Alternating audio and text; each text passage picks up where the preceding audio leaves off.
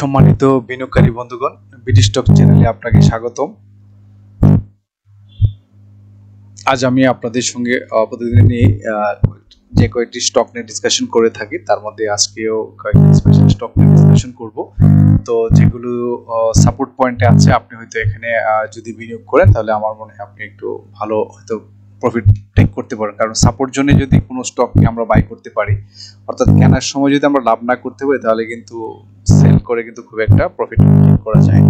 তো সেই জন্য কয়েকটা স্টকে দেখা যাচ্ছে যে আপনার স্মার্ট মানিও ঢুকেছে এখানে, পাশাপাশি স্টকগুলো কিন্তু সাপোর্ট জোনে রয়েছে। সেই ক্ষেত্রে আপনি যদি স্টকগুলোতে একটু বিবেচনা করে যদি এন্ট্রি নিতে পারেন, আমার মনে হয় আপনি হয়তো একটু ভালো প্রফিট জেনারেট করে একটা প্ল্যান থাকবে।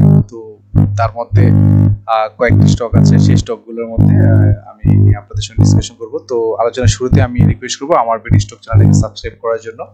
আর যারা ইতিপূর্বে আমার চ্যানেলটি সাবস্ক্রাইব করেছে, আপনাদেরকে অসংখ্য ধন্যবাদ আমার চ্যানেলের জন্য।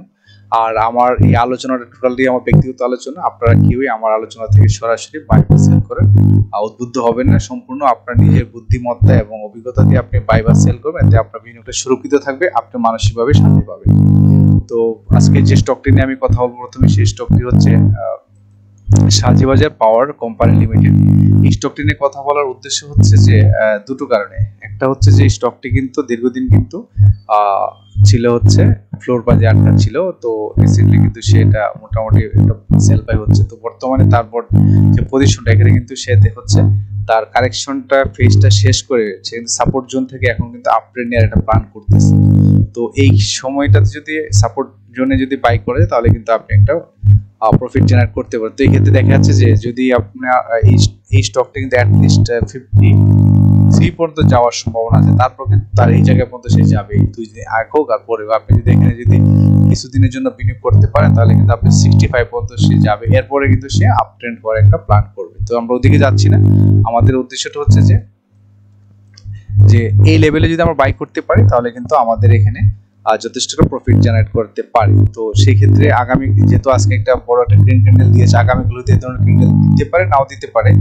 আর যেহেতু স্মার্ট মানি ঢুকেছে, হয়তো আসতে পারে, কিন্তু নর্মাল ক্ষেত্রে এই ধরনের ক্যান্ডেল দেওয়ার পর সাধারণত একটু ছোট বডির ক্যান্ডেলই হয়, অথবা ডোজি হয়, বা একটু ছোট হয়। তো অনেক সময় রেড ক্যান্ডেলও হয়। তো এটা টোটালি কালকে ডিপেন্ড করবে যে, যেহেতু সে আপট্রেন্ড মুখী আছে, আমার মনে হয় একটা ভালো একটা ক্যান্ডেলি প্যাটার্ন শো করার সম্ভাবনা বেশি। তো এখন আমরা দেখবো যে তার আরএসআই দিকে যদি আমরা দেখি, আরএসআই আমরা সাধারণত জানি যে 30 নিচে হলে কিন্তু হচ্ছে এটা হচ্ছে আন্ডার ভ্যালুড, আর ওভার ভ্যালুড হয়ে যাচ্ছে হচ্ছে 70 উপরে গেলে। অর্থাৎ এখানে কিন্তু এখানে টোটালি হচ্ছে কিন্তু এটা হচ্ছে আমরা ওভার হিটেড, আর এটা হচ্ছে আন্ডার ভ্যালুড মার্কেট। তো বর্তমানে স্টকটা আন্ডার ভ্যালুড অবস্থায় আছে এবং সে কিন্তু ট্রাই করতেছে কিন্তু আপ ফর্মে যাওয়ার।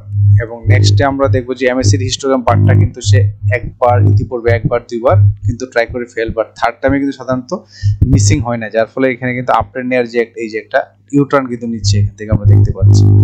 তো তার মানে দুইটা সিগন্যালি ইন্ডিকেটর কিন্তু আমাদের পজিটিভ সিগন্যাল দিচ্ছে। পাশাপাশি হচ্ছে মানি ফ্লোটা কিন্তু বেড়ে গেছে, যদিও এখানে একটু ইয়ে হচ্ছে, এখানে এরকম মিসিংটা একটু হয়ে গেছে, এটা বড় করে। আচ্ছা ঠিক আছে, ওকে, এই সমস্যা নেই। এটা আমরা দেখে নিচ্ছি যে এটা হচ্ছে মানি ফ্লোটা কিন্তু খুব শার্পলি কিন্তু এটা কিন্তু ইনক্রিজ হচ্ছে, যার ফলে হচ্ছে মানি ফ্লো বাড়া যাওয়া মানে হচ্ছে যে একটি স্টকে কিন্তু প্রাণ ফিরে পাওয়া, অর্থাৎ তার ড্রাইনেসটা কিন্তু এখন অলরেডি সলভ হওয়ার পথে। তো আমার কথা হচ্ছে যে যদি সাজিবাজার পাওয়ারে যদি কেউ ইন্টারেস্টেড থাকেন, আমার মনে হয় এই সাপোর্ট জন্য যদি আপনারা বাই নিতে পারেন, তাহলে একটু বেটার বেনিফিট পেতে পারেন। তো এটা নিয়ে আমরা পরবর্তীতে আবার আলোচনা করব। জাস্ট এট এ গ্লান্স ব্রিফলি আমি আপনাদেরকে এই স্টকটি নিয়ে একটু কথা বলবো, কারণ এখানে স্মার্ট মানি ঢোকার কারণে কিন্তু অলরেডি আমরা এই ধরনের কিন্তু ক্যান্ডেল দেখতে পাচ্ছি। নেক্সট স্টকটি হচ্ছে এমারাল্ড অয়েল। এখানেও কিন্তু একটা ইম্পর্টেন্ট মেসেজ হচ্ছে যে আরএসআইটা কিন্তু পজিটিভলি মুভ করার প্ল্যান করতেছে। পাশাপাশি আমরা যদি এখানে দেখি যে এমএসসির হিস্টোগ্রাম পার্টটা এখানে ইন্টারেস্টিং মেসেজ হচ্ছে। সাধারণত এভাবে আসলে কিন্তু শার্প ফলিং হয়, এই যে এভাবে সে কিন্তু শার্পটা ফলিং হয়ে রেড হয়। বাট এক্ষেত্রে কিন্তু আজকের যে ক্যান্ডেলটা, এটা কিন্তু ইউটার্ন নিয়ে নিচ্ছে, অর্থাৎ সে কিন্তু এই যে দেখেন এখান থেকে ওঠার প্ল্যান করতেছে, এটাও কিন্তু এখান থেকে ওঠার প্ল্যান করতে। অর্থাৎ আমরা যদি একটা স্ট্রেট যদি একটা রেখাটা, তাহলে কিন্তু এরকম হতো, তো এটা না হয়ে কিন্তু এখন কিন্তু সে আপ ট্রেন্ড দিকে যাওয়ার একটা প্ল্যান করতেছে, তার মানে সে নিচে নামতেছে না, সে উপর থেকে মুভমেন্ট করার একটা প্ল্যান করতেছে। আর আরেকটি মেসেজ হচ্ছে যে এখানে কিন্তু স্মার্ট মানির যথেষ্ট ফ্লো দেখা যাচ্ছে, এখানে অনেক কিন্তু এখানে কিন্তু নতুন করে কিন্তু বাই নিচ্ছে, যার ফলে কিন্তু এই স্টকটি কিন্তু এখন আপ ফর্মের যথেষ্ট সম্ভাবনা রয়েছে। তো এক্ষেত্রে আমরা দেখব যে বর্তমানে যে প্যাটার্নটা শো করেছে, এই ধরনের প্যাটার্ন শো করলে সাধারণত কিন্তু ধরে নেওয়া হয় যে স্টকটি কিন্তু আপ ট্রেন্ডে যাওয়ার একটা প্ল্যান করে এবং যথেষ্ট বায়ার এখানে রয়েছে। সেই জন্য তার আগামীকালকে তার রেজিস্ট্যান্সটা হতে পারে 31 টাকা 30 পয়সা। এই লেভেলটা যদি ক্রস করতে পারে তাহলে কিন্তু সে চলে যাবে হচ্ছে 32 টাকা 60 পয়সা। এভাবে করে কিন্তু তার সর্বশেষ 34 টাকা 80 পর্যন্ত যাওয়ার তার সুযোগ রয়েছে। এটা কিন্তু টোটালি হচ্ছে তার ভলিউম, অর্থাৎ ভালো যে বায়ার থাকে তাহলে কিন্তু এতটুকু পর্যন্ত যাওয়ার পরে একটু কারেকশন হয়ে হয়তো এই লেভেলটাতে অর্থাৎ 33 টাকা থেকে আবার নতুন করে আপ ট্রেন্ড নিয়ে প্ল্যান করতে পারে। আর একটা হচ্ছে যে এটা কিন্তু মোটামুটি তার যে লোয়ার এন্ড কিন্তু সে টাচ করে ফেলছে, এখন কিন্তু একটু আপ ট্রেন্ড হবেই, আপ ট্রেন্ড হওয়ার পরে হয়তো কোনো এক সময় আবার লোয়ার লেভেল যেতে যাক, সেটা হচ্ছে ভবিষ্যতে বলে দিবে। তা আপাতত স্টকটি কিন্তু আমার মনে হচ্ছে যে আপ ট্রেন্ড দেওয়ার জন্য রেডি হচ্ছে।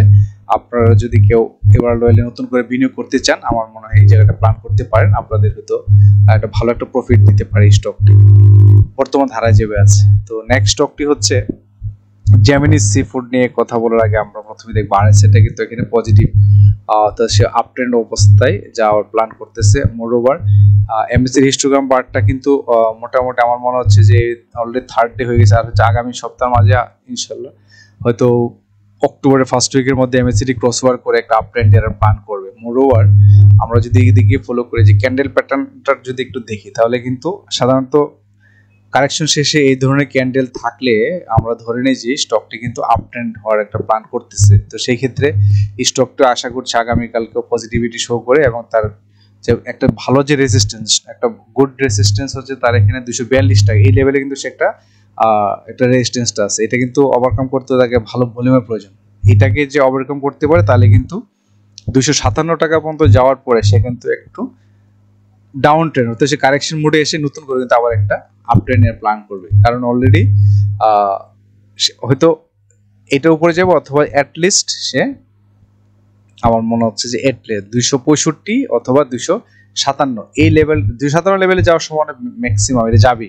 যদি এই 257টাকে সে ওভারকাম করতে পারে তাহলে কিন্তু তার হয় 265 অথবা সে এই লেভেলটা টাচ করতে 275 লেভেলটা আসে। তার জন্য আগে প্রথমে হচ্ছে তার 242 এবং 257 এই দুইটার রেজিস্ট্যান্সকে যদি সে টাচ করে উপরে উঠতে যায় তাহলে কিন্তু পরবর্তীতে ভালো একটা মুভমেন্ট যাবে। তো অ্যাটলিস্ট 242 and 257 এই রেঞ্জের মধ্যে কিন্তু সে মুভমেন্টটা করে তারপর হচ্ছে সে একটা কারেকশন মোডে আসে, তারপর আবার আপডেট নিতে পারে।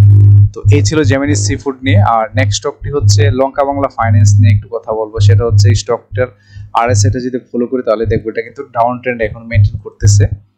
আর পাশাপাশি এমএসসি যে একটু পজিটিভিটি শো করতেছে, এমএসসি কিন্তু বলতেছে যে সে হয়তো আগামী সপ্তাহের মাঝে কিন্তু সে একটা ক্রসওভার হওয়ার যথেষ্ট সম্ভাবনা রয়েছে।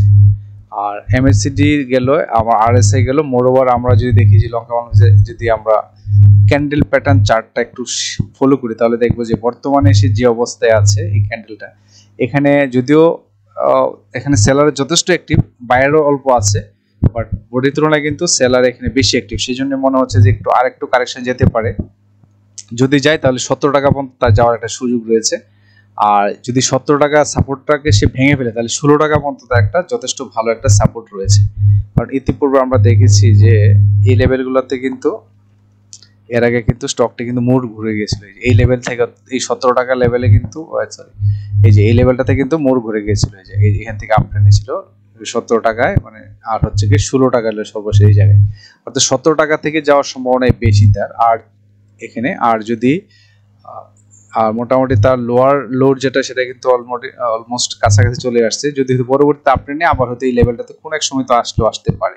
প্রথমে এই লেভেলে আসবে 14 টাকা 50 পয়সা, দেন হয়তো 12 টাকা 13 টাকা লেভেলে আসতে পারে, সেটা হচ্ছে ভবিষ্যতে বলে দিবে। তা আপাতত স্টকটির যদি আমরা মুভমেন্ট দেখি তো অনেক সময় কিছু সময় দেখা যায় যে এই লেভেল থেকে অনেক সময় গ্রিন ক্যান্ডেল শো করে, তো যেহেতু এখানে ডাউন ট্রেন্ড শো করতেছে তো হয়তো ওভাবে যাবে না, হয়তো আরেকটু নিচে নামতে পারে। তো নিচে নামে যদি এই লেভেলও যদি আসে তাহলে 17 টাকা 30 বা 17 টাকা কত এই লেভেলটা, এটা হচ্ছে 17.20, এই লেভেল থেকেও হয়তো সাপোর্ট নিতে পারে। তবে আগামীকালকে মনে হচ্ছে যে ডাউন ট্রেন্ড থাকার সম্ভাবনাটা বেশি, যেহেতু বড় একটা ক্যান্ডেল নিয়েছে। আর এই ক্ষেত্রে তার যদি পজিটিভিটি শো করে ভালো বায়ার চলে আসে, এই লেভেল তো নেওয়ার সম্ভাবনা বেশি, কারণ হচ্ছে অলরেডি তার যে কারেকশন যতটুকু হওয়ার অতটুকু পর্যন্ত কিন্তু সে কিন্তু টাচ করে ফেলছে।